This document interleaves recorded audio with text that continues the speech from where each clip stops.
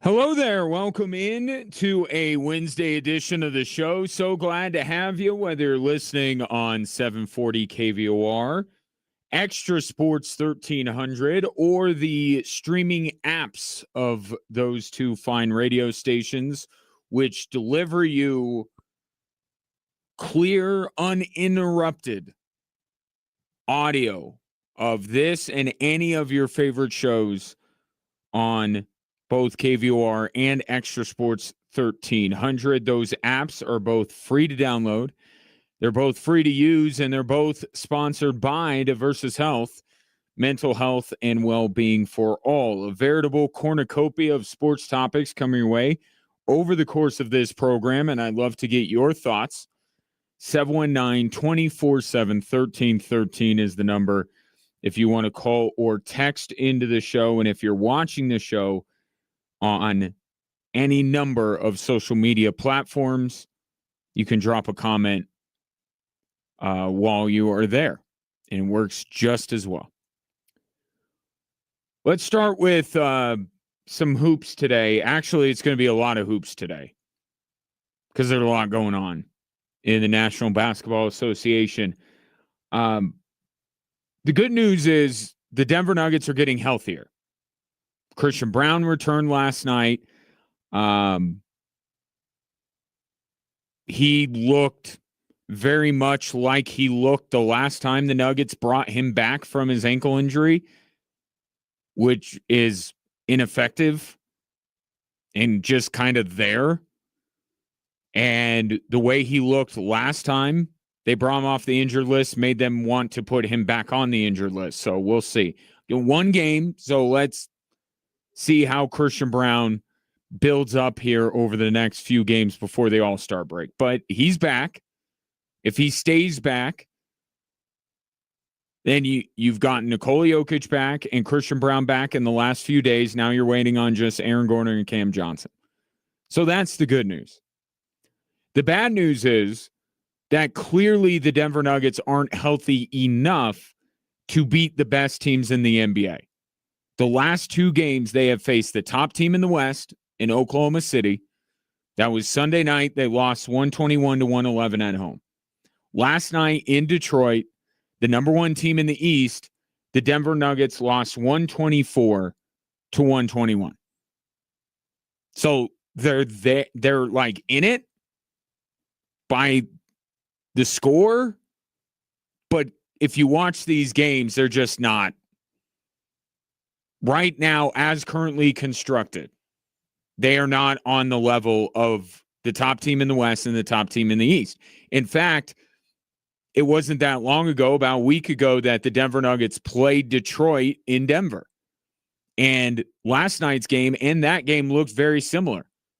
Detroit jumped on Denver from the start, got out to a big lead, and the Nuggets were able to rally before ultimately running out of gas. Detroit was up 19 at halftime. So you look and you say, oh, they only lost by 3. There's a little bit more nuance to it. The Denver Nuggets just weren't on the same level as Detroit in either one of these two games, and were not on the level of Oklahoma City just a couple of days ago.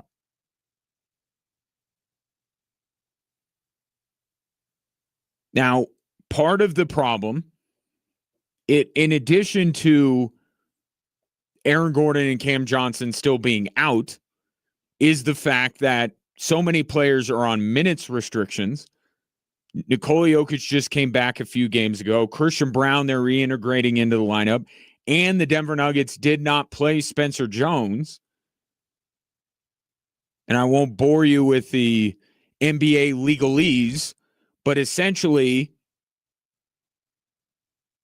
if he plays 50 games, which he's saying at 49, if he plays 50 games, the Nuggets have to turn him into a full-blown rostered player, and they don't have him on a two-way contract anymore. So chalk this up to money is the answer. What's the question? They don't want to pay Spencer Jones more money without trying to move some other monies around to compensate for it. So that wasn't health of Spencer Jones. That was willfully sitting him so they didn't have to pay him more money. Now, whether you like it or not, it was something that Spencer Jones knew was going to happen. The Nuggets were not shy about it. They weren't hiding it. So that's why Spencer Jones didn't play, and you got a whole bunch of weird rotations. David Adelman had to play Jonas Valanciunas and Nikola Jokic together, which, as a novelty, I kind of like watching it. But the impact is you don't have a backup center. You don't have a backup big. You played the two of them together. You would have Aaron Gordon as the backup 5. Well, Aaron Gordon's out.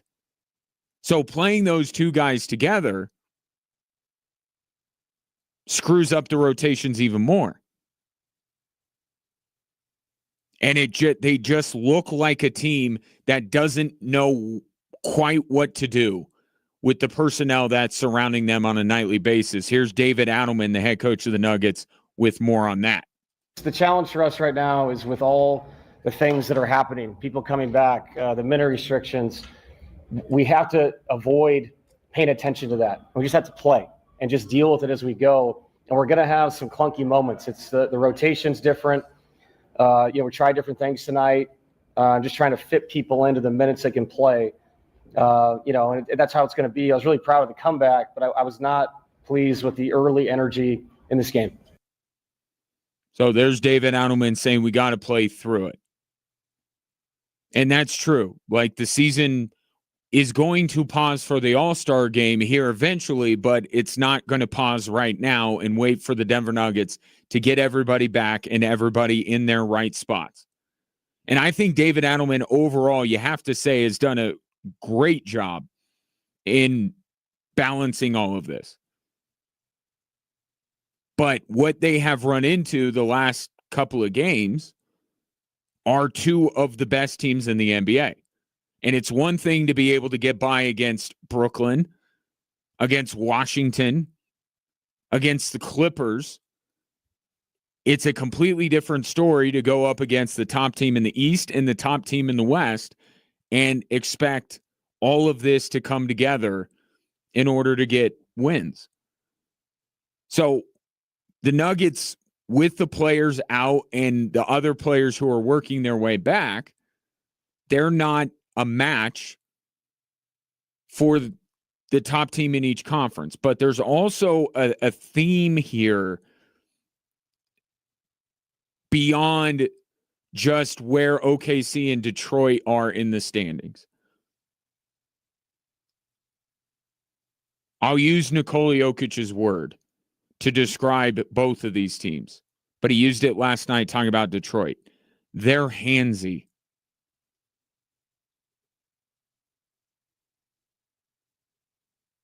In another word, they're physical. The Nuggets have had problems with OKC and Detroit because of their physicality and the physicality that they are allowed to get away with. And remember, this is what cost the Denver Nuggets when they kept running up against the Minnesota Timberwolves. Right? Why were the Timberwolves such a bad matchup? Because of Naz Reid and McDaniels and Gobert, the physicality and the defense. I mean, let's not make it all out to be Detroit and OKC just foul all the time. They are, at their core, very good defensive teams. And then on top of it, they're allowed to be a little bit more physical than maybe you would like them to be. And that was the exact combination that gave the Nuggets all those problems against the Minnesota Timberwolves. So it's two different teams now, but it's the same idea, same premise. It's like when you watch an Avs game, and what do they always say is the key? Take away time and space. from the Avalanche. That's your only hope. Take away time and space. Same thing with the Nuggets. This is the basketball version of taking away time and space. The Nuggets just have a problem with it, which is something they have to deal with.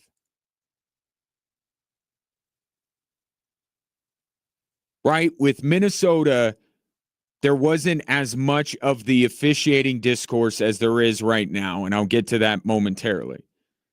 Okay? But reasonable physicality with elite defending has been the downfall of the Denver Nuggets since they won an NBA title.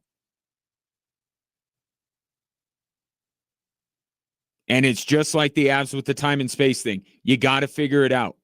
Not every game is going to be dictated by you in terms of the terms of engagement. But now you have this additional aspect of it with OKC especially, but also if you watched the game last night or the game a week ago, Detroit is a little OKC-like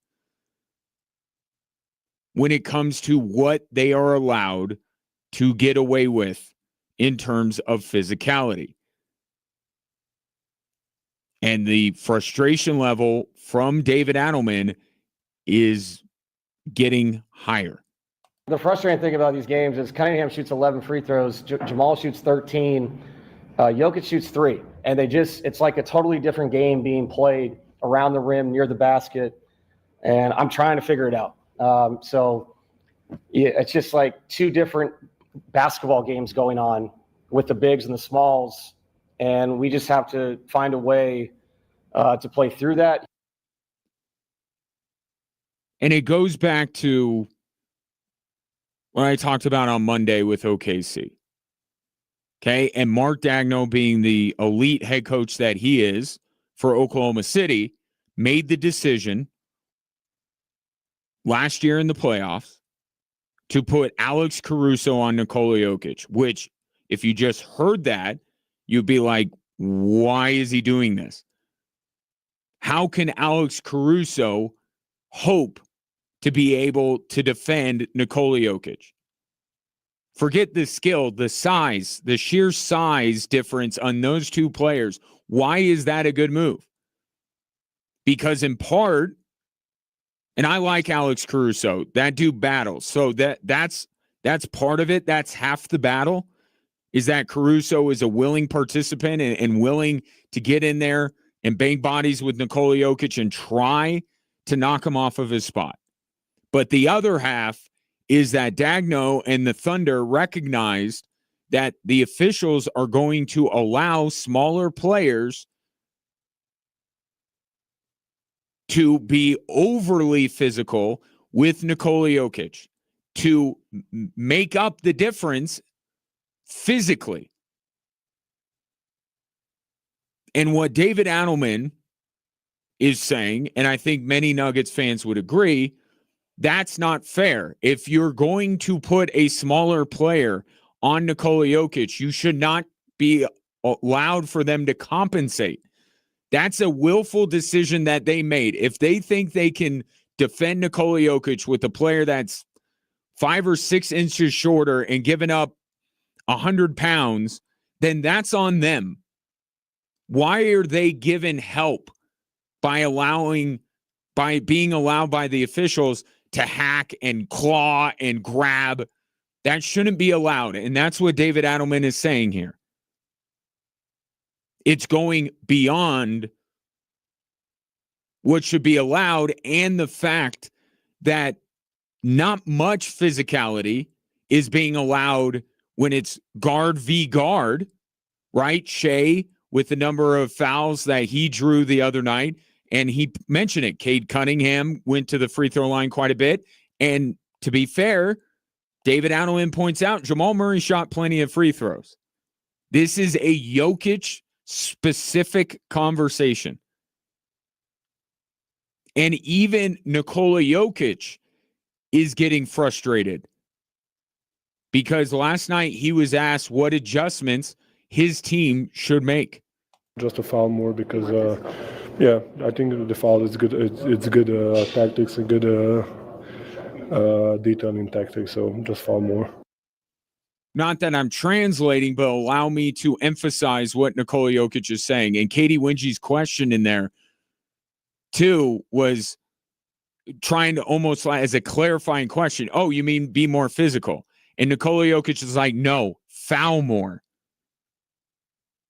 That is Nikola Jokic being frustrated because he feels like he is being fouled constantly. And it's not that Jokic only is being picked on. Or I'll put it this way. If everybody was allowed to be as physical as everybody else with everybody else on the floor, if the Nuggets could be as physical with Shai Gilgeous-Alexander as the Thunder are with Nikola Jokic, and last night, if the Nuggets are allowed to be just as physical with Cade Cunningham or Jalen Duren as Nikola Jokic, then I think this is a non-issue. It's the imbalance. It's the inconsistency that is more adversely impacting the Denver Nuggets because their best player, the guy that they run everything through, is a big man. If Nikola Jokic is not allowed to have some range of motion to be able to operate and do his thing, the Nuggets will suffer. Have you noticed Nikola Jokic's assist totals the last couple of games? He hasn't had triple doubles the last 2 games. The stat category that's lower, assists. And you know the corollary between lower Jokic assists and Nuggets success. The lower his assist numbers, the lower the success rate of the Denver Nuggets. They need Jokic to be able to, and no one's asking, don't put a hand on him. It's give it whatever physicality you're allowing in the backcourt, allow it in the front court, and Nikola Jokic being the best player in the world and being a human computer will figure it out. But he's having trouble gauging what he can do when he's noticing physical play not being allowed everywhere else on the court except when he has the ball in his hands. This is something that has to be rectified because I don't think that the Denver Nuggets are going to be able to beat OKC in a 7-game series if this inconsistency between the way that guards and forwards are and centers are officiated is allowed to continue. If you want to allow physicality on everybody. But if you're not going to let teams get handsy with guards, and if you're not going to allow the Nuggets to get handsy with opposing guards, then don't let them get handsy with Nikola Jokic. You can hear the frustration mounting with this team, and this is the worst back-to-back. It wasn't back-to-back. Tonight's the back-to-back. They play the Knicks at Madison Square Garden. But these last 2 games are the worst possible 2 games to line up right now for this Denver Nuggets team. Because a lot of this stuff that frustrated the Nuggets against OKC frustrated them last night against Detroit. 719-24-7, 13-13. Get your take on things. Are the Nuggets just not healthy enough to beat the top teams in each conference? Or is there a personnel issue here? To wit, the NBA trade deadline is tomorrow, but a lot of trades going on today. And the big prize of the trade market, Giannis Antetokounmpo. Should the Nuggets be involved? That's next here on 740 KVOR and Extra Sports 1300.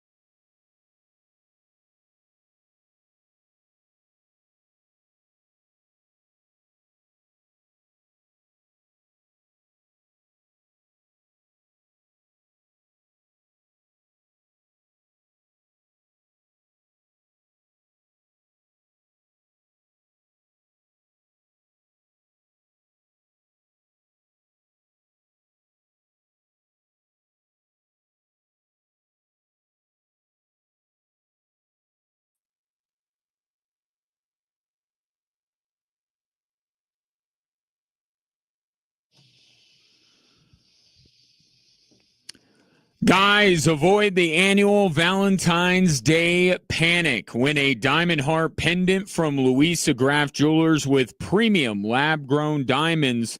It'll look like you actually planned ahead. Go to extrasports1300.com or kvor.com to enter to win by Sunday. The business in the NBA is picking up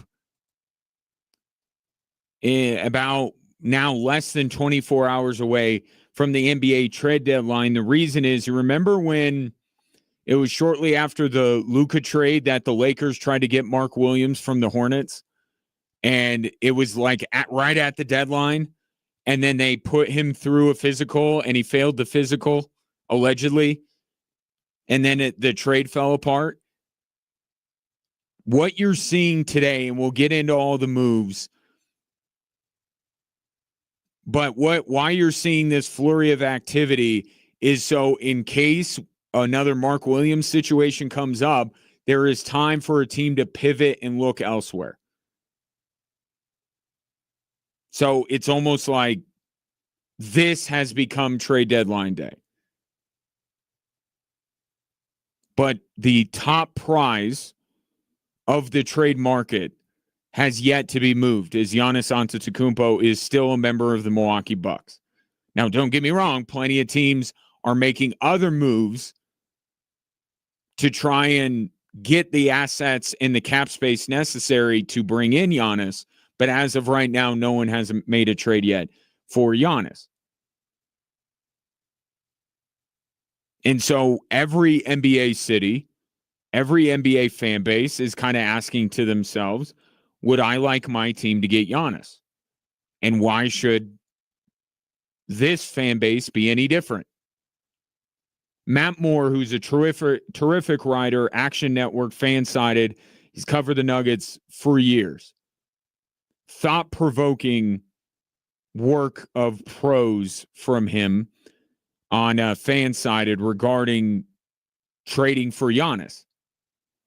And the baseline emotion, I guess, behind all of this, I agree with. Or the baseline premise. It's Giannis. Of course you're going to pick up the phone. Of course you're going to workshop trade ideas.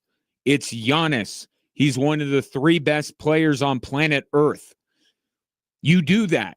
And so I have no problem with it. In fact, let's go through the exercise. But when I go through the exercise of figuring out what it would actually take for the Denver Nuggets to land Giannis, I don't feel like it's worth it for the Denver Nuggets. To say nothing of the fact that the Nuggets don't have anything to offer the Milwaukee Bucks. I mean, I may be raining on the parade here. The Nuggets they are willing to part with nothing of value to give the Milwaukee Bucks. They're not giving up Murray or Jokic for Giannis. They don't have first-round picks, and they don't have a lot of blue-chip talent. The one guy that you have who's been kind of a revelation is Peyton Watson. But Peyton Watson right now, at the price point he's at his contract, it's not going to make up any difference. You still have to throw in large contracts to make the money work. But let's play the game here, because what Milwaukee wants, I don't even know that they're going to get.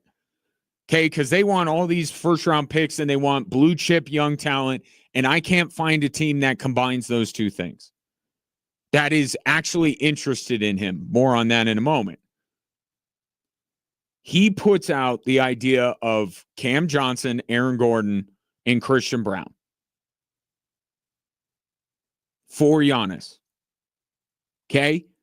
Setting aside the fact that none of those 3 guys satisfy what Milwaukee is reportedly looking for, But Matt covers himself by saying, hey, you could spin off Aaron Gordon or Cam Johnson for what you're looking for.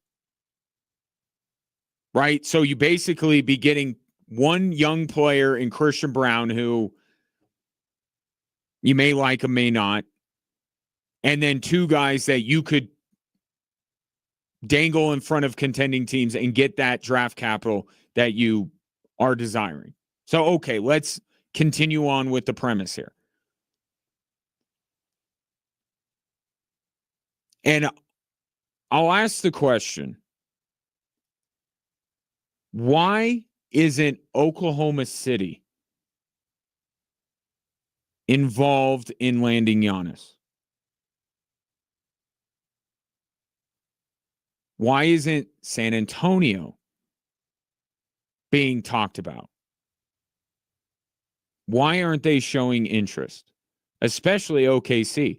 OKC could land Giannis yesterday if they wanted to. No third team, no buying anybody out. They could satisfy every requirement that the Milwaukee Bucks have to bring in Giannis, and they wouldn't even need to discuss trading SGA. They wouldn't even need to. Oklahoma City could put an end to the Giannis saga whenever they want.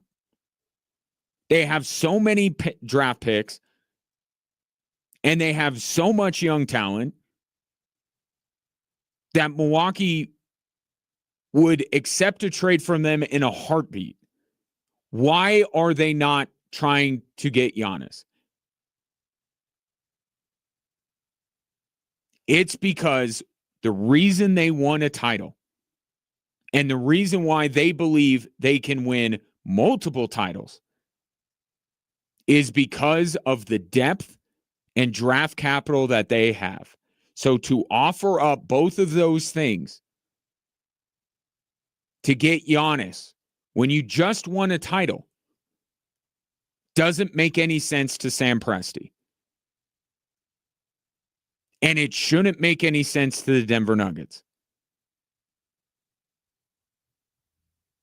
The whole point of this offseason was to create depth, and you have done that. Unfortunately, right now, that depth is being tested because of all the injuries. But you have created the depth that this team has desperately needed. And everyone said after the NBA Finals last year, between Indiana and OKC, you got to be deeper. It's not about having a big three anymore. You get your duo, and you get as deep of a roster behind them as you can. The Nuggets have that. So why would they give up three key rotational pieces for Giannis? And you say, because he's Giannis. Okay. Let's play this out. Nuggets step on the court tomorrow, game one of a series with OKC. And they're starting five. It's really good. It's Jamal Murray, it's Tim Hardaway Jr., it's Peyton Watson, it's Giannis Antetokounmpo, and it's Nikola Jokic. That's scary. You know what's scarier? That it's Bruce Brown and Jonas Valanciunas as the only players on the Nuggets bench to go up against A.J. Mitchell and now Jared McCann, who the Thunder just brought in. Like the Thunder, their move at the deadline is to get deeper. They're not trying to bundle 3 or 4 guys to get a star. They just want to add another young depth piece in Jared McCann, who was playing like a rookie of the year before he got hurt. That's the type of move OKC is making. And everyone says that OKC is the model to follow, and they could become a dynasty, even with all the restrictive financial rules going on in the NBA. So that starting five is crazy good for the Denver Nuggets. But their bench, you're back to where you were a year ago. You have no depth. And in a 7-game series against a young, deep team like OKC, in a 7-game series against a young, deep team in San Antonio, I don't know if that Nuggets team can make it through 7-game series against both of those teams. To say nothing of after this year, the fact that you would inevitably lose Hardaway and Valanciunas. So you'd be even more back to square one. And maybe you say that, and that's why I'm asking the question, because maybe you say that that championship will be worth it. But they won a championship 2 years ago, and it doesn't seem like anyone in Colorado is satisfied with that. Would getting a second make it okay?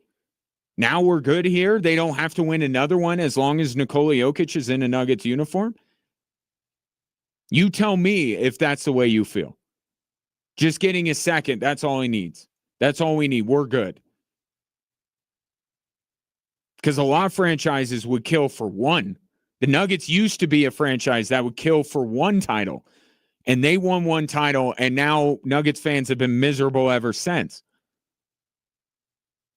You worked so hard to create this depth.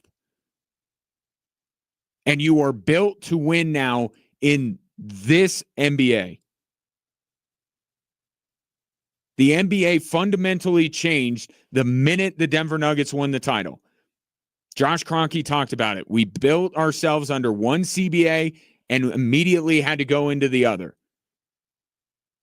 And now, a couple of years later, they are built to win in this NBA. And you want to give all that up for Giannis. And I love Giannis too. But you legitimately have to ask yourself if that is worth it. And Milwaukee fans would riot if that was the return for Giannis. Just saying. But let's just focus on the Nuggets aspect of this. I don't think you want to give that up for a player who has dealt with his own injury concerns. And to say nothing of what Aaron Gordon means to this team. Yes, you're getting an upgrade as a player, but you're also getting rid of a guy that fits in perfectly with this team. Aaron Gordon, give credit to Tim Connolly all these years later. A perfect fit. Egoless, does exactly the things that the Nuggets need him to do, and he is beloved across the fan base. And beloved in that locker room. So you also have to weigh, would the gut punch of losing Gordon be countered by the adrenaline shot you get by bringing Giannis into your locker room? It's not as easy and cut and dry as long as you don't have to trade Murray and Jokic, we're good. Not in today's NBA. We just learned this lesson with the Denver Nuggets the last 2 years.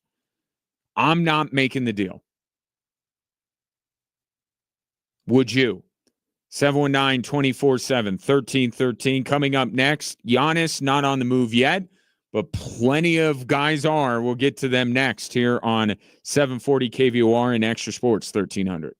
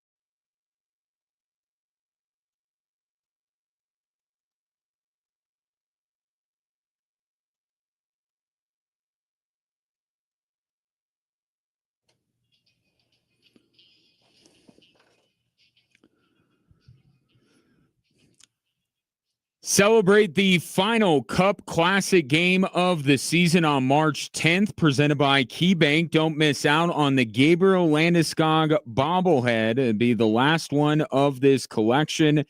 Get yours now at coavs.com/Landeskog. Landeskog, speaking of, will not play tonight for the Colorado Avalanche, their last game before the Olympic break, nor will Marty Necas, but Jared Bednar confirmed today that both will represent their respective countries in the Olympics. Do we need to ask the question of you, if you're an Avs fan, how you feel about that?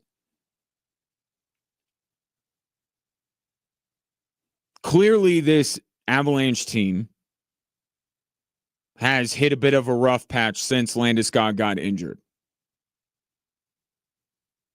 And he's not able to make it back in time for the Avs to utilize him before the break, but he can play for Sweden.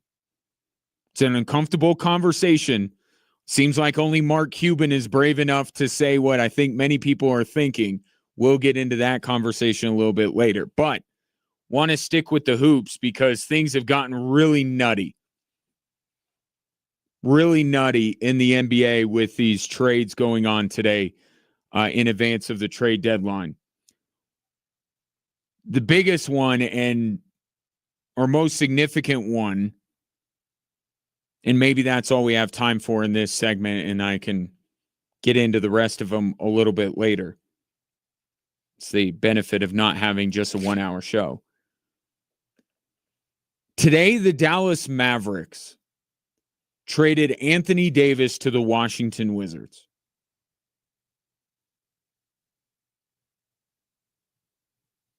Now, for Washington,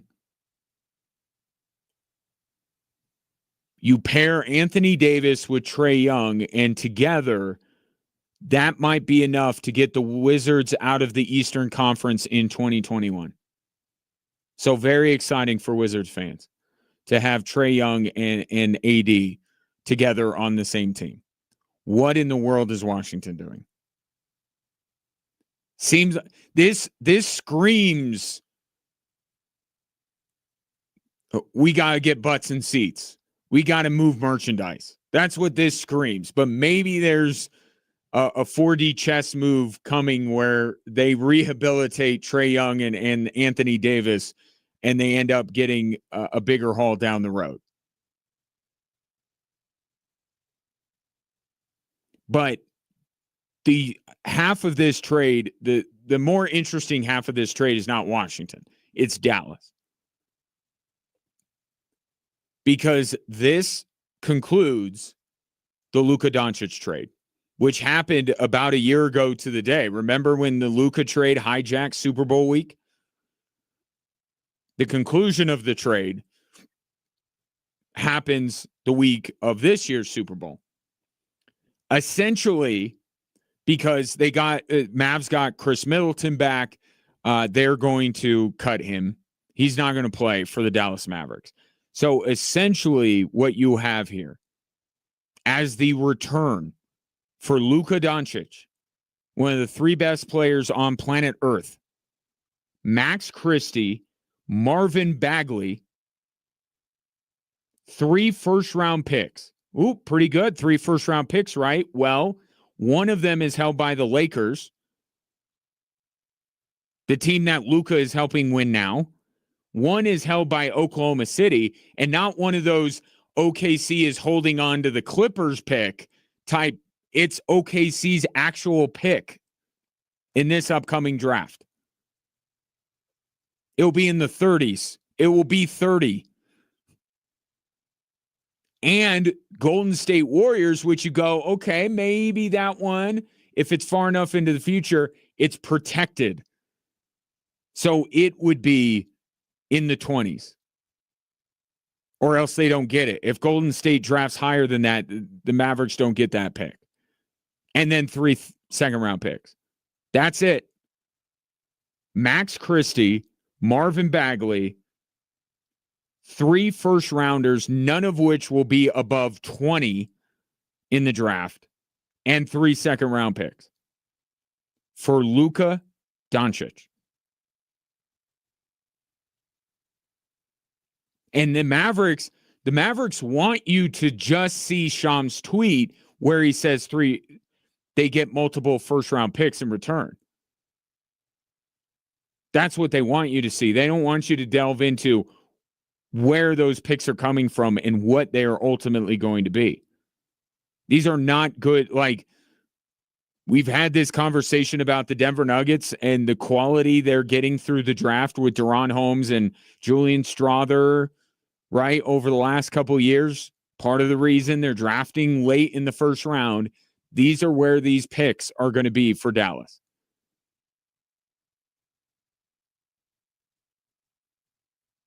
When this trade went down, I said it is going to go down as the worst trade in the history of American sport. And now that the final tally has come in, allow me to now say it is the worst trade in the history of American sports. The Mavericks got nothing for Luka Doncic. Nothing.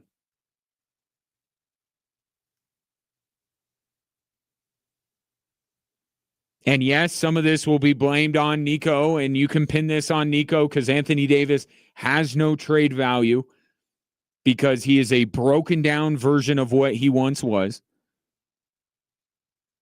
And that's fine. Go ahead, pin it on Nico Harrison. But the fact of the matter is, it will go down as the worst trade in American sports. And Dallas has nothing to show for and remember this too. The Mavericks traded for Luka. They got over on the Atlanta Hawks in that trade on draft night. They won.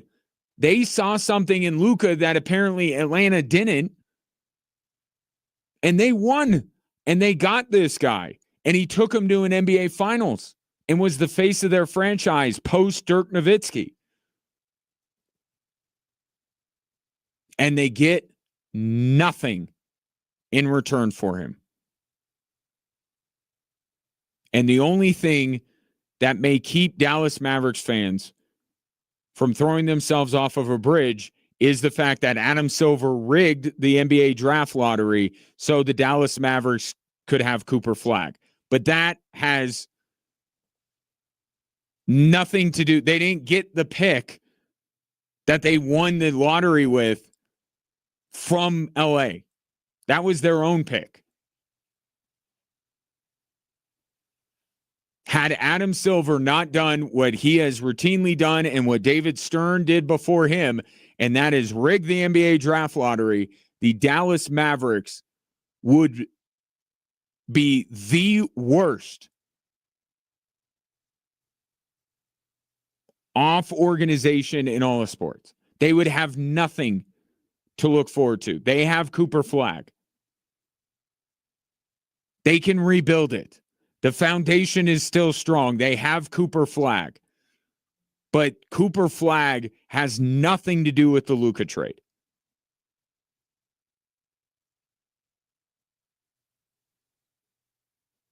What an unbelievably terrible piece of business.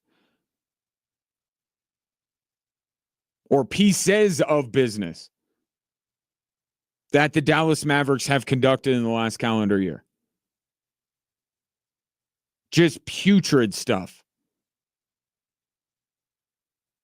I mean, look, whatever they got back for Luka wasn't going to be enough. And those idiots who were trying to convince themselves that Kyrie and AD, you know the one, he's on ESPN, that is saying, oh, those two together, they'll be special. Okay, how many games of Kyrie and AD did we see? How special have the Dallas Mavericks been, Kendrick? They immediately lost the trade. Everybody knew it. And no matter what they got back from the Lakers, it wasn't going to be enough. and yet they got back less.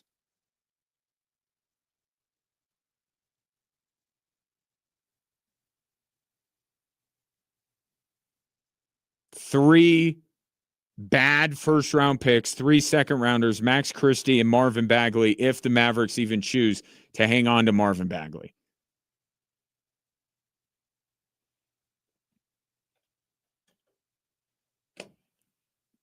Consider the book on the Luka trade closed. Speaking of terrible trades and their repercussions into the future, seems like George Payton helped build a potential Super Bowl champion, but not in Denver. Talk about that coming up. 719-247-1313 is the number if you want to call or text into the show. You're listening to Drive Time Sports. I know the name of my show on 740 KVOR and Extra Sports 1300. Be back after this.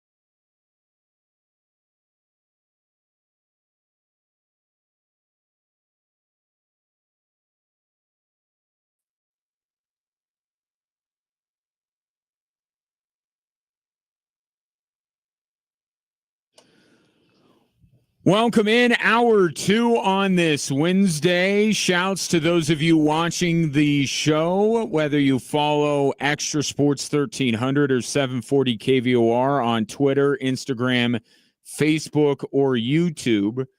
You can watch the show live in all of those places on a daily basis. And if I can ask one more favor for you to like, subscribe, follow, do all of that stuff that you do with social media these days. And most importantly, drop a comment, be a part of the show. It's the least I can do for the favor that you pay me on a day-to-day basis by tuning into this program, whether it's with your ears or with both your eyes and your ears. Of course, you could get in touch with the show in the more traditional ways by calling or texting 719-247-1313. Got this text in from the 719. Mavs fans have lived a lifetime since that trade a year ago. Seems like folks are pretty satisfied with cap space and the chance to get away from the stink of Nico Harrison. I am too. Lottery is rigged, and thank God for it.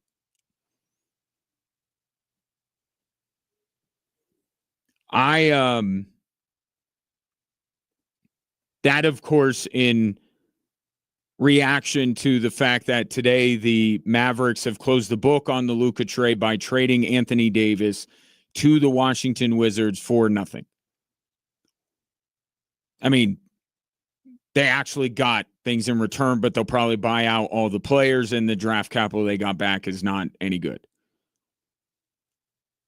I don't know what Mavericks fans did in a past life to deserve what Nico Harrison put them through.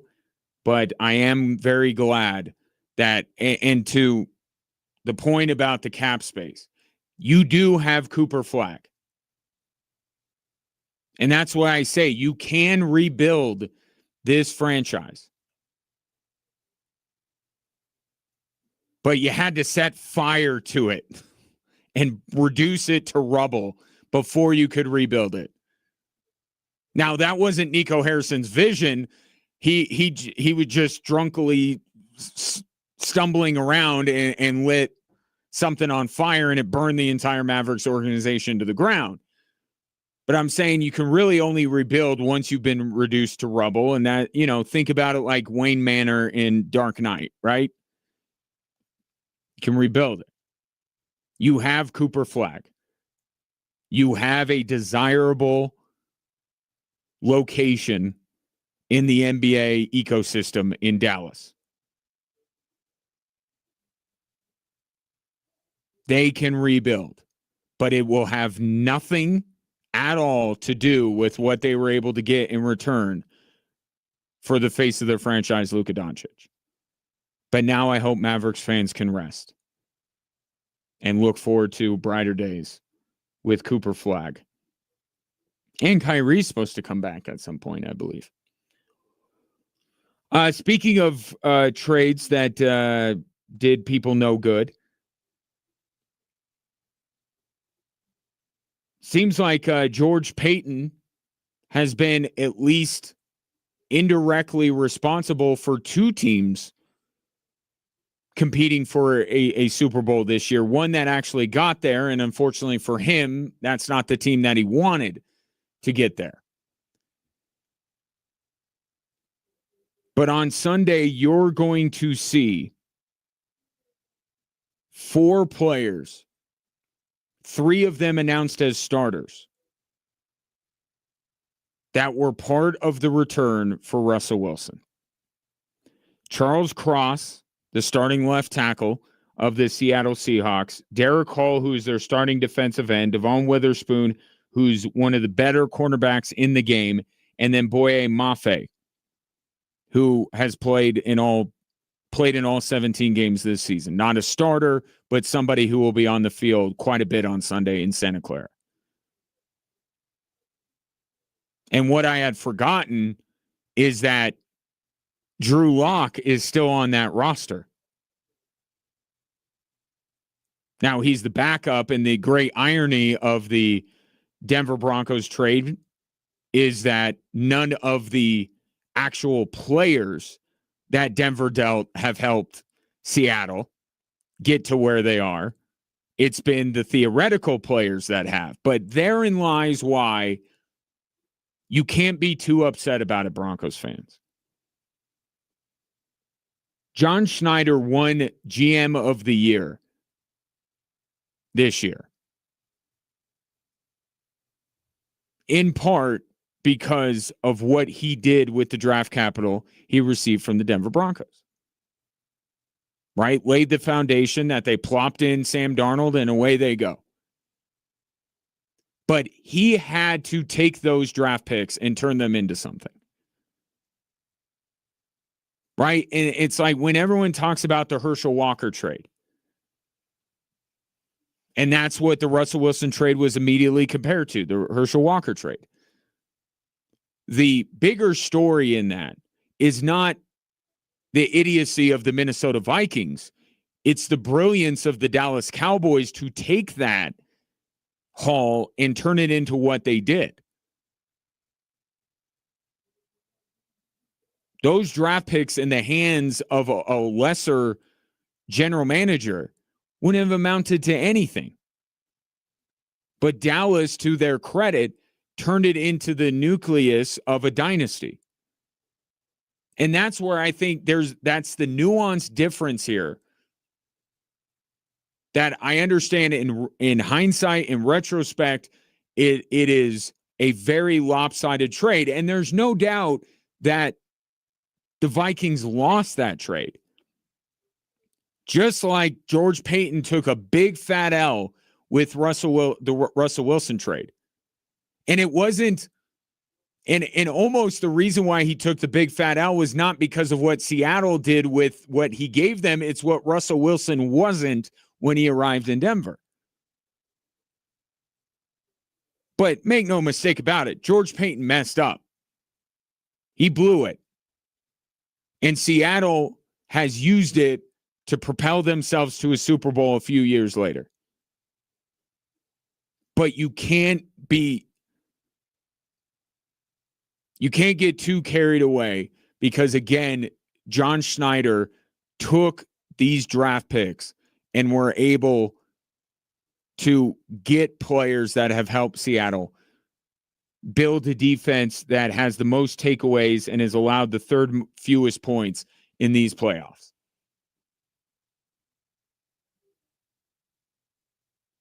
But the idea that Drew Lock may win a ring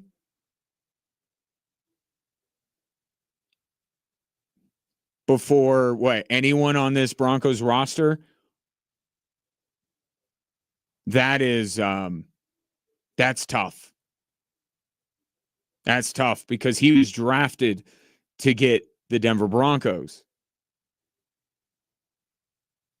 to the Super Bowl.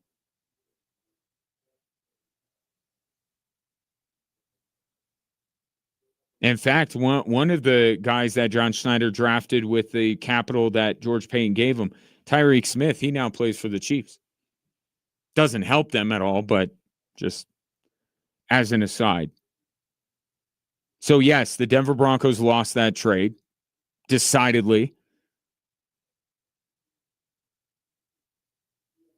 But it looks worse because John Schneider has been able to turn those draft picks into a lot of something for this Seattle Seahawks team. And what helps you sleep at night if you're a Denver Bronco fan is the fact that you're in a fine position yourselves. Right? Sean Payton came in at the cost of more draft capital, by the way, and was able to get this thing turned around. And you know how they did this year. But just know that in some small way, if Seattle were to hoist the Lombardi Trophy on Sunday, George Payton and the Denver Broncos would have played a role in Seattle winning a title. The other piece of the Super Bowl that I wanted to talk about, because there are themes that emerge throughout the week and will be discussed after Sunday's game. And no matter who wins, one of the conversations will be about how maybe defensive-minded head coaches can win in the NFL after all. Right? Mike McDonald or Mike Vrabel will be a Super Bowl champion. And this idea that it's got to be all offense all the time is going to be turned on its head, right? Defensive coaches can win too. Let the revolution begin. Well, not quite. Because what matters, and I'm not saying McDonald and Vrabel don't get a ton of credit, but let's talk about McDaniels and Kubiak, shall we? Let's talk about their role in the success of those two teams. It doesn't outweigh the impact that McDonald and Vrabel have made. But the thing about hiring defensive-minded head coaches is you have to immediately ask the question, who's calling plays for my quarterback? That it is a less direct route, or in that way, a more indirect route to success. If you just get the offensive-minded head coach, then you're already almost there. But if you get a defensive-minded head coach, then you have to nail that hire, because there have been certainly many defensive-minded head coaches who have been disasters. Brian Flores, Vance Joseph. So you got to get that right, which both the Seahawks and the Patriots have absolutely done. But you also have to get the play caller right still. And both of those teams did with Kubiak and with McDaniels. Another couple of guys that, not for nothing, Broncos could have had. Broncos could have had both of them. What year would Josh McDaniels be in his tenure as Broncos head coach had it not gone so terribly?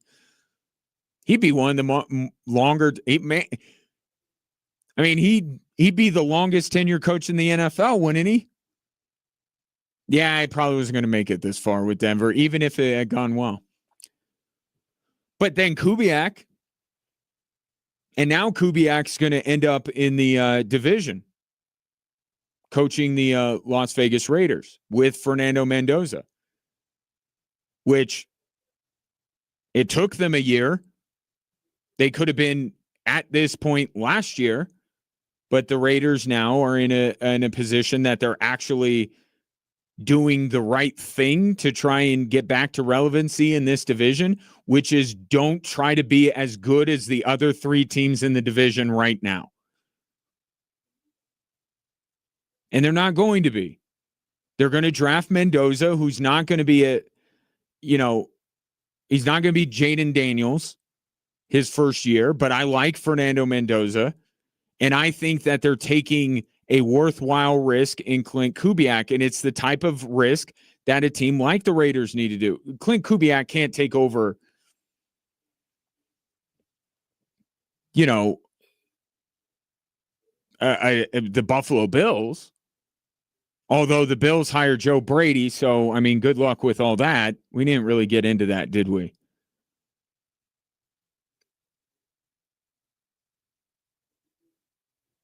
The Bills just saying we're just going to – it's just Sean McDermott. Everything else is fine. Well, I don't know that that's going to work out for them, but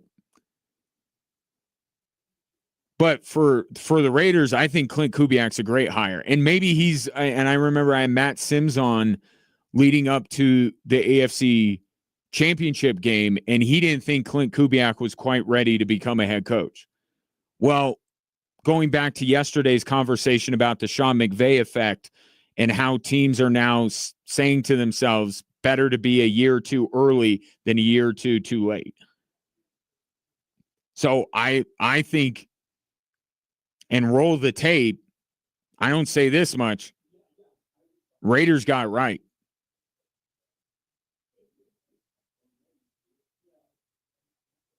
But I digress. Vrabel and McDonald deserve a ton of credit. And they're both terrific head coaches. Vrabel, you already knew was a terrific head coach. McDonald, you just found out. And maybe they deserve credit for who they picked as their play caller. I don't know that Vrabel had to, stretch his imagination to get to Josh McDaniels. But they deserve some credit. But Drake May and Sam Darnold getting to a Super Bowl with Drake May in his second year and Sam Darnold after all that he's been through shouldn't be long after you talk about McDonald and Vrabel that you're getting to McDaniels and Kubiak. And that's the thing. If you want to hire a defensive-minded head coach, Baltimore, that's fine. I like Jesse Minter.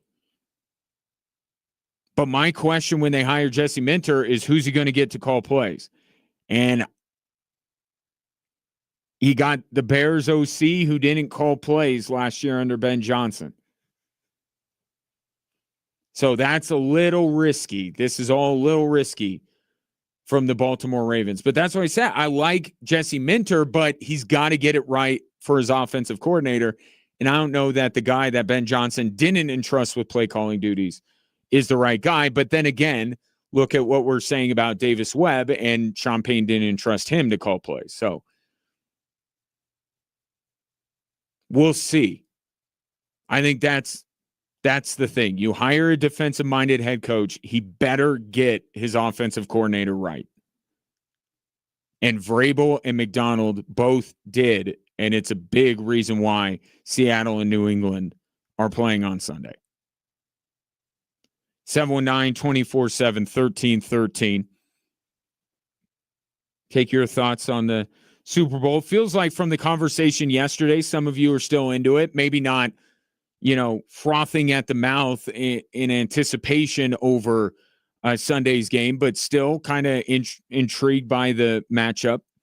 So if you have thoughts, feel free to share at 719-247-1313. Coming up next, more from the wild NBA trade deadline. More deals have gone down just since I took the air, and perhaps the Denver Nuggets are going to be among the teams dealing before tomorrow's 1 p.m. deadline. That's next on 740 KVOR and Extra Sports 1300.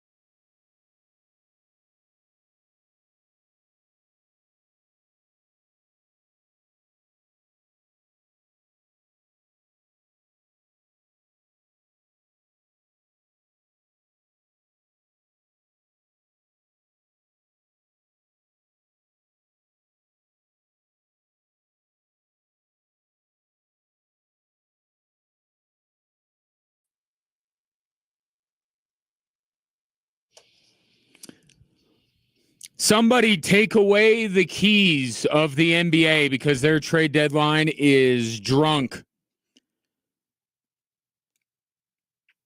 What is Utah doing? What is Washington doing?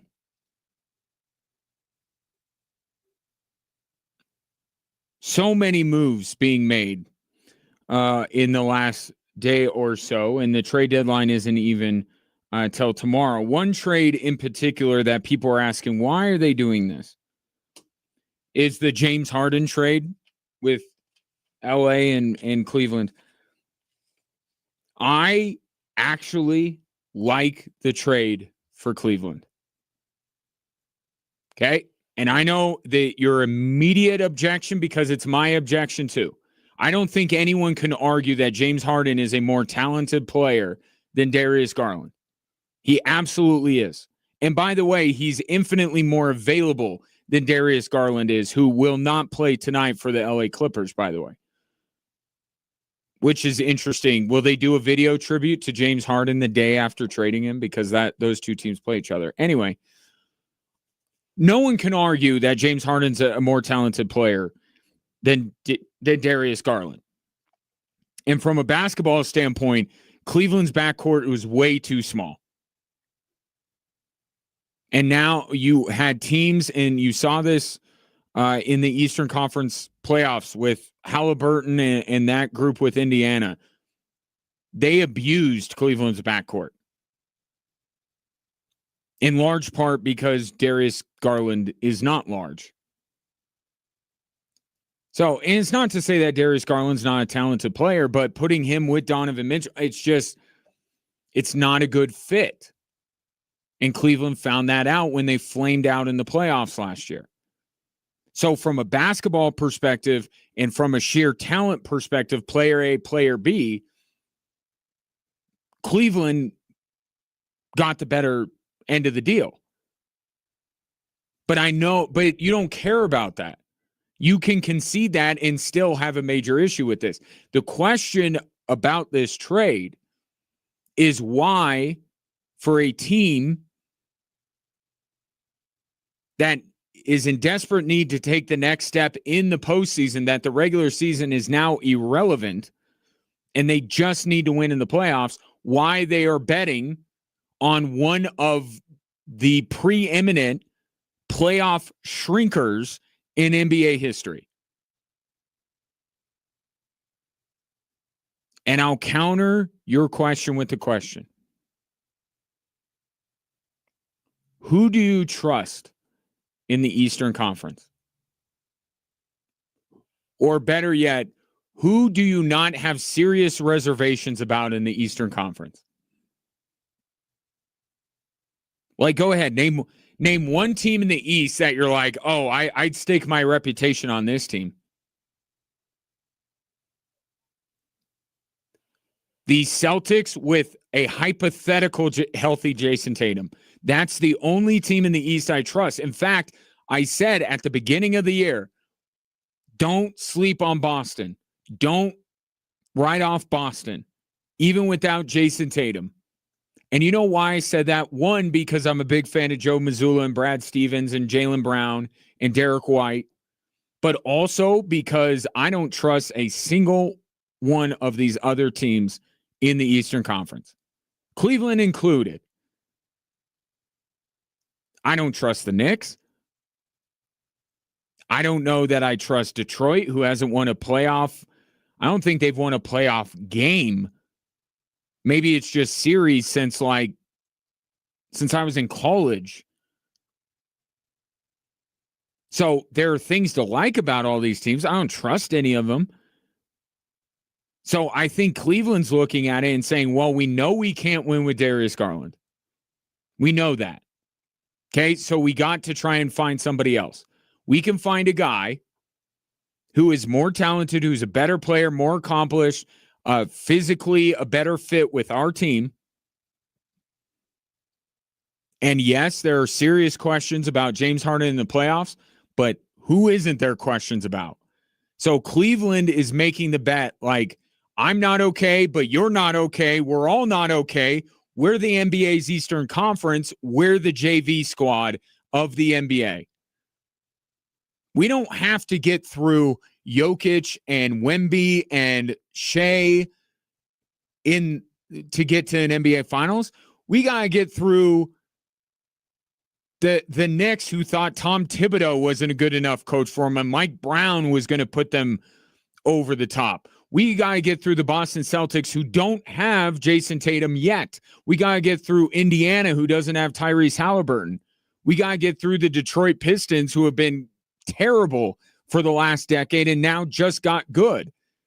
So what they're betting on is it's like that draft day scene with Kevin Costner,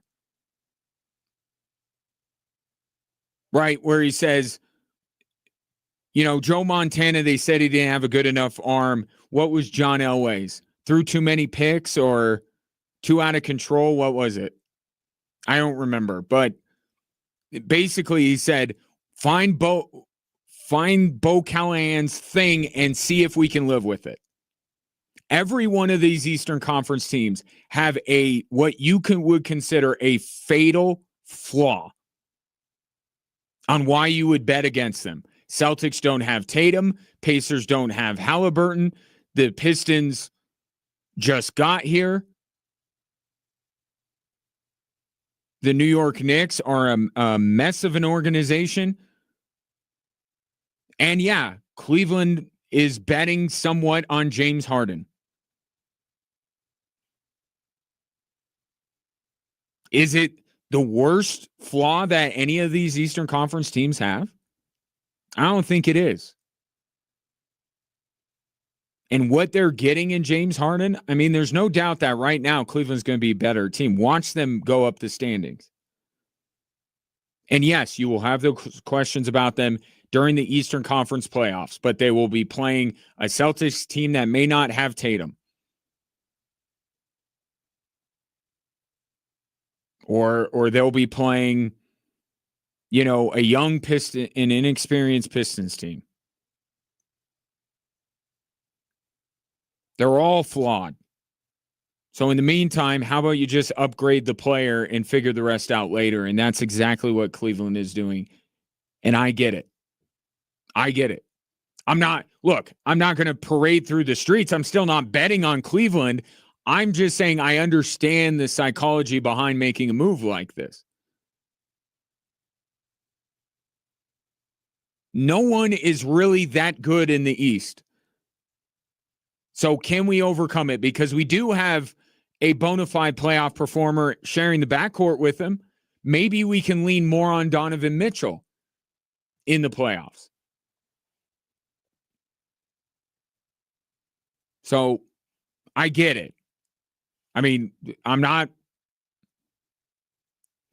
throwing down my hard-earned money on a Cleveland Cavaliers future, but I understand the psychology behind it. And I say, who in the East do you love? That move wouldn't fly in the West. The West would destroy. First of all, the West would bury this Cleveland team even as currently before they got Harden. They would bury them. But even getting Harden, yeah, they wouldn't last around in the Western Conference playoffs. But that's not the conference they are in.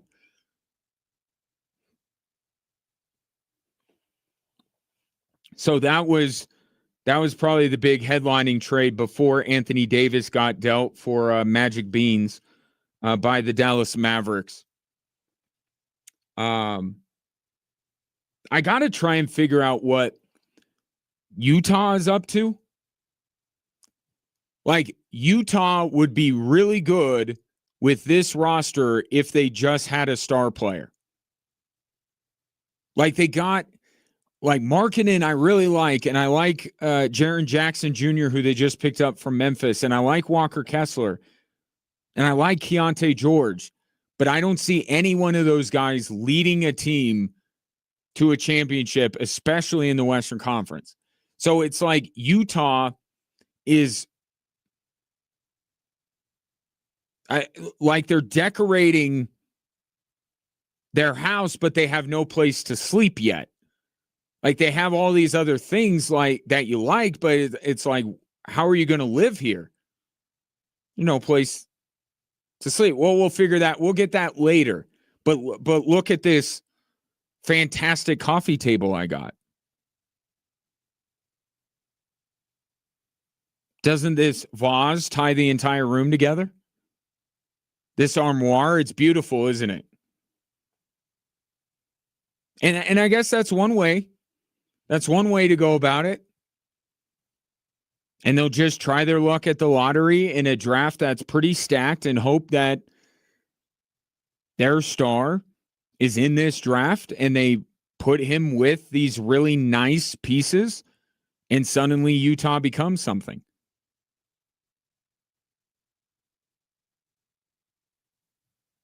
And what you would say on the other end is it's not like Utah was doing anything anyway. Might as well try and make a move.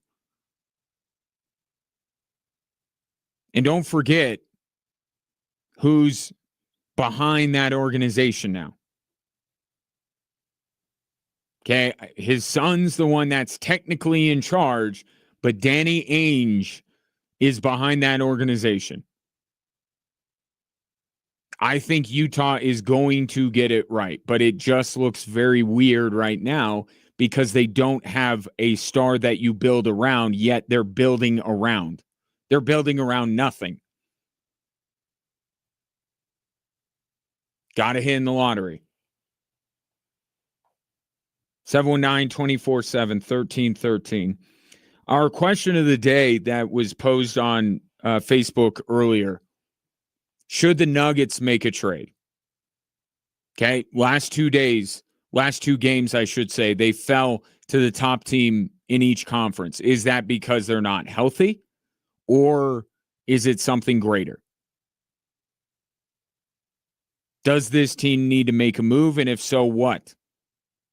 Take your thoughts on that. I'll give my thoughts, and maybe do a little bit of checking of the rumor mill because there is a rumor about potential teams that Denver may be looking to do business with before 1 o'clock tomorrow. You're listening to 740 KVOR and Extra Sports 1300.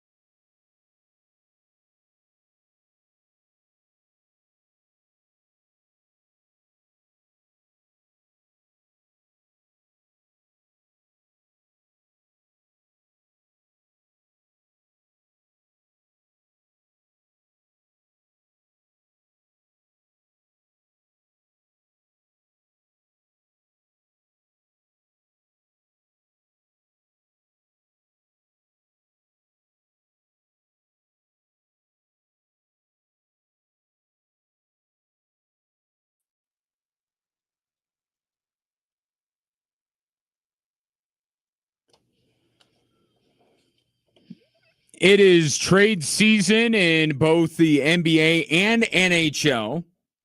Taking your thoughts at 719-247-1313. There will be a roster freeze in the National Hockey League when the Olympics begin. So if you want to get any business done now and not wait till after the Olympics, you got to do it pretty much today. And the LA Kings have, and it's quite a significant move, as they have acquired Artemi Panarin from the New York Rangers in exchange for their number one prospect and a couple of mid-round picks. Now, when I saw the news from Elliot Friedman, I went, that's not a lot to give up for Artemi Panarin, a player that could potentially tip the scales in the Kings' favor in that Pacific Division. LA is 4 points out of the top spot in the Pacific, held by both Vegas and Edmonton, but they have games in hand, and you're adding who has been one of the better goal scorers in the league the last few years. That's nothing to give up for Artemi Panarin when you're in the middle of a division race like the Kings are, and we can have the bigger conversation of does anything that happens in the Pacific matter at all, considering what the Stars and Avs and now Minnesota with getting Quinn Hughes, what they bring to the table. But that's a division that is winnable. It's right there for the taking, and good for the Kings for trying to grab it. And by the way, they don't give up much in the process. Now, the reason why it has come to light is because Artemi Panarin essentially had the Rangers over a barrel,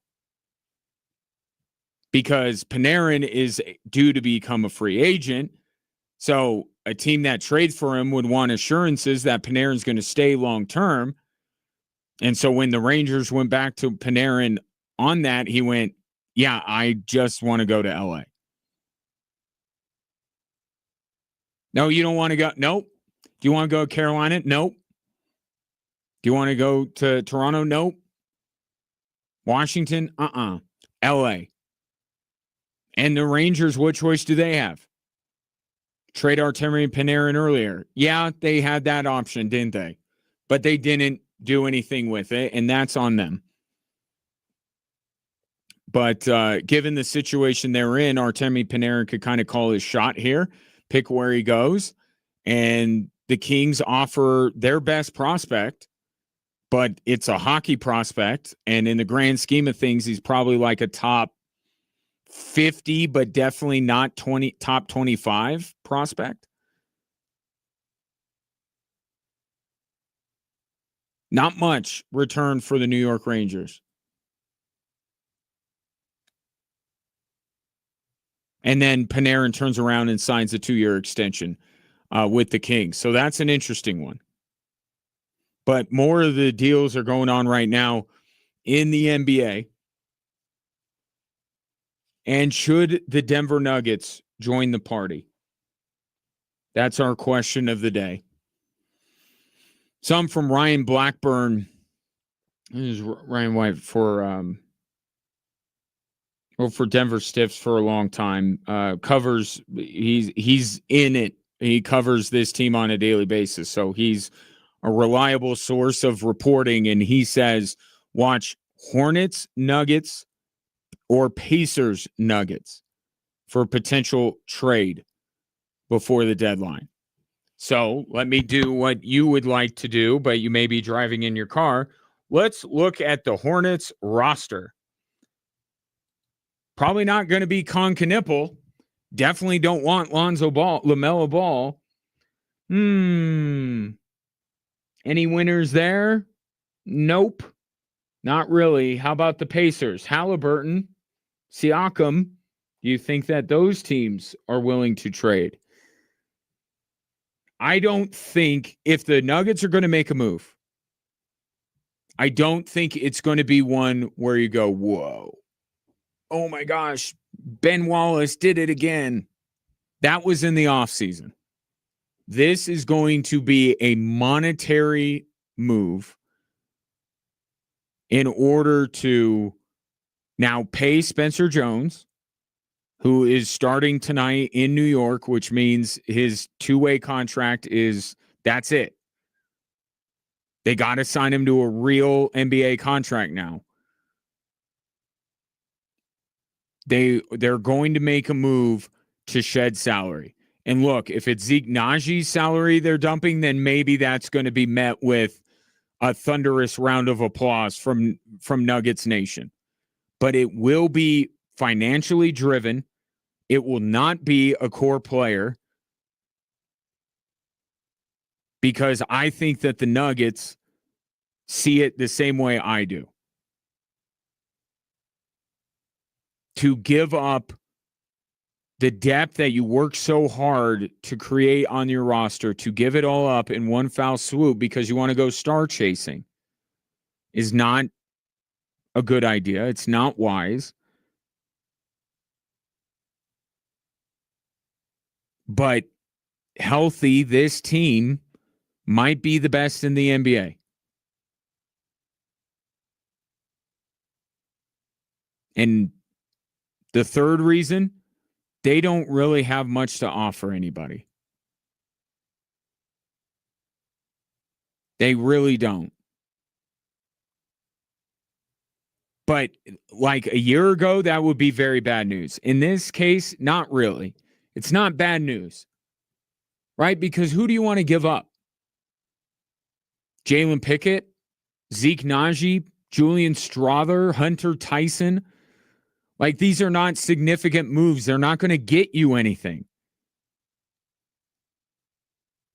Here's what teams would be interested in acquiring: Nikola Jokic, Jamal Murray, Peyton Watson. You want to give any of those three guys up right now? I didn't think so. You want to just trade Jonas Valanciunas just so you could say you did something at the deadline? Of course not. Some teams make their moves at the deadline. Some make them in the offseason. The Nuggets made their significant moves in the offseason. And this is going to be trying to shed some salary. And I'm not even advocating, and I know what's coming up with Peyton Watson. I'm not advocating for the Nuggets to trade Peyton Watson. I think you need to see this thing through, and you need to see what happens in the offseason and what the landscape looks like, and understand that you do have the hammer because he is a restricted free agent. Ask Jonathan Kuminga and Josh Giddey how fun it is to be a restricted free agent. How many teams are banging down your door when you're a restricted free agent? Like, I don't think that there is a world where the Nuggets can hang on to Peyton Watson, Cam Johnson, and Aaron Gordon long term. I think there's a way that maybe if they kind of lowball Peyton Watson with his offer for next year, that they can be rid of Cam Johnson's contract. But if they can't, and a suitor comes calling for Peyton Watson and offers a significant amount of money, it's either him or Aaron Gordon. There's no other realistic way for the Nuggets to go about it. So it's either Watson or Cam Johnson or Watson or Gordon, and I know which way you would vote. But that would require a team not swooping in and offering him a ton of money. But I think you need to let it play out. And by the way, when fully healthy, I think this is the best team in the NBA not named Oklahoma City. Give it a shot. That's the Nuggets going all in. Right? We know that Stan Kroenke is hesitant to pay the luxury tax, and that will be a fight that the front office will have to wage because their roster is going to become more expensive next year. But for now, this is the Nuggets version of going all in. Don't deal anybody. If you can dump a Zeke Naji on somebody because they haven't been watching the NBA for the last 5 years, then great. Then what a coup for them. But this group, Gordon, Johnson, Murray, Jokic, Valanciunas, Hardaway, you got to see this thing through, at least this season.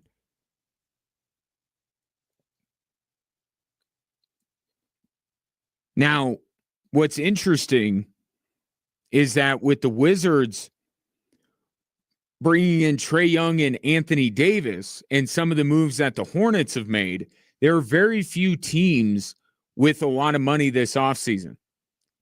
One team that does is the Los Angeles Lakers. So if we're looking forward and saying who might be out there trying to poach Peyton Watson,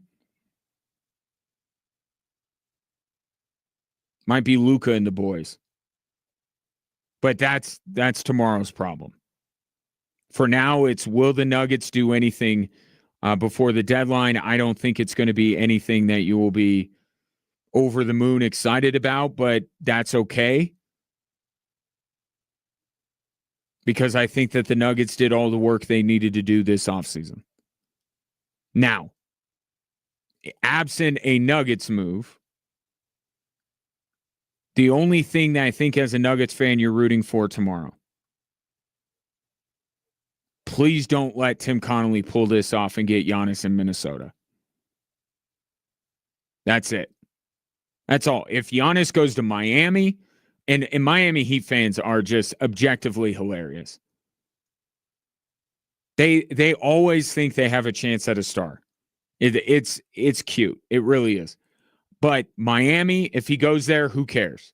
If Giannis goes to any team in the East, who cares? If he goes to the Golden State Warriors, I think who cares? He goes to Minnesota, that could be a problem. That we may have to reestablish this Wolves Nuggets thing if Minnesota can pull off a trade for Giannis. It doesn't seem like OKC or San Antonio are going to be able to get him. I would think this goes into the offseason. And they'll just shut Giannis down for the year. He will still have played his last game as a Milwaukee Buck, and he'll be the biggest story of the offseason, along with is LeBron retiring. But if you're a Nuggets fan, don't expect any significant moves from Denver and just do whatever it is you do when you want something to happen. Do it for Giannis not ending up in Minnesota. And I think other than that, you could just sit back, relax, and enjoy the fireworks because it's already been a little bit nutty with Utah making a huge move for Jaren Jackson Jr., Anthony Davis going to the Washington Wizards to join up with Trae Young. Again, if this were 2021 and I was a Wizards fan, I would be elated. Unfortunately, I'm neither one of the. It's not 2021, and I'm not a Wizards fan. Harden to the Cavs. It's been fun, even if it hasn't directly involved the Denver Nuggets. I'll leave you with this sentiment from my buddy Josiah talking about the Eastern Conference. Said everybody's flawed. So Cavs are just going to make their bet that their flaw of James Harden in the playoffs isn't going to ultimately cost them. Josiah stumping for his 76ers. Wait until PG comes back. You have the bigger version of James Harden. His name is Joel Embiid. I get it. Josiah, I'm with you. Philly, why not? Why not Philly? And the answer is Embiid, but nobody has a stranglehold on this thing. That'll do it for me. Appreciate your patronage. I'll have Air Force women's basketball against Utah State coming up at 6 on Extra Sports 1300.